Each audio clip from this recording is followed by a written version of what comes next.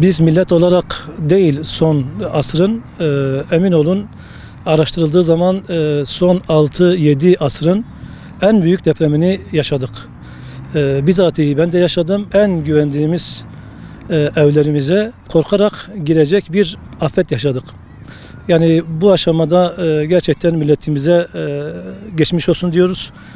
Başsağlığı dileklerimi söylüyorum. Bu konuda doğrusu devlet bazı birimlerini hemen harekete geçirmesi gerekir.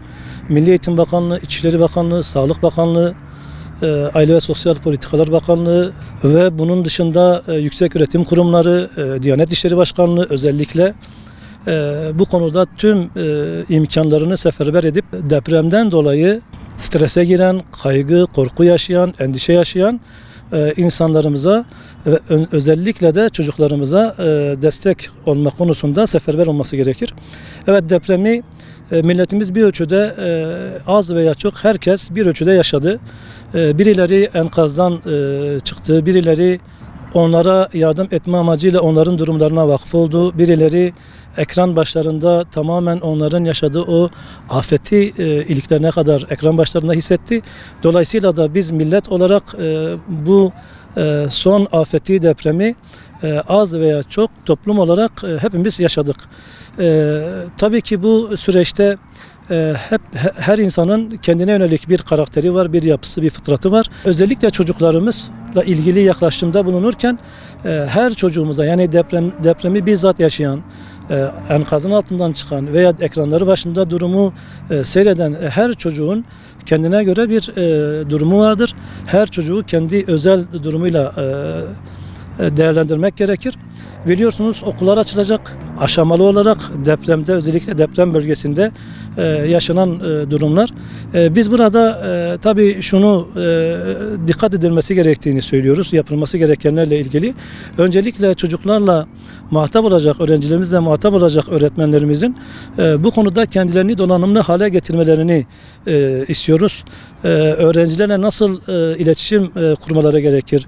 Depremi yaşayan, bu afeti yaşayan öğrencilerle nasıl zorlukların onları beklediklerini farkında olarak ve kabullenerek kendilerini donanımlı hale getirmelerini bekliyoruz.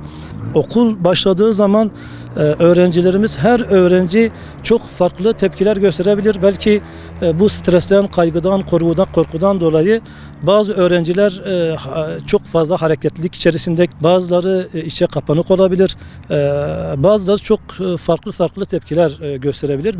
Belki alışmadığımız, belki bizi rahatsız edecek bazı davranışlar sergileyebilirler. Bunları şimdiden kabullenip özellikle illa ben dersimi işleyeyim, illa ben konumu vereyim diye bir şey içerisine de girmemeleri gerekir. Biraz da böyle o depremin psikolojisini atlatacak, belki oyun tabanlı, belki sosyal aktiviteler içeren etkinlikler yapılarak okulun özellikle ilk günlerinde ortamı biraz daha böyle rutine yaklaştırmak için çaba sarf etmek. Mesela okullarımızla ilgili ben size şunu anlatabilirim. 2 gün önce Adıyaman'daydım. Adıyaman'a dolaştım. Adıyaman'da dikkat ettiğim bir durum vardı.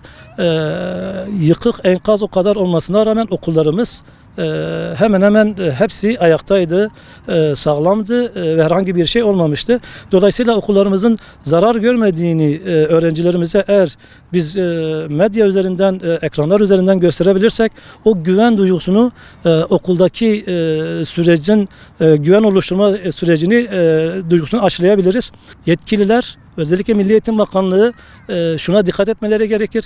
Biz öyle 2.000, 5.000, 10.000, 20.000 kişilik okullar inşa etmemeliyiz. Her sokakta belki böyle 400 kişilik, 500 kişilik geniş bahçeli ve sağlam okullar inşa ettiğimiz zaman bu tür durumlarda da birinci olarak, yani vatandaşın, öğrencilerimizin, çocuklarımızın sığınak yerleri olarak eğer gerçekleştirebilirsek, yönlendirebilirsek bu süreçten sonraki yani eğitim öğretim başladığı zaman zaten okulu güvenilir bir mekan olarak gören öğrencilerimiz o eğitim öğretim sürecinde de bir sıkıntı yaşamayacaktır. En azından o güven duygusu oluşacak. O güven duygusu içerisinde eğitim öğretimine, arkadaşlarıyla olan o rutin ilişkilerine devam edecektir diyoruz.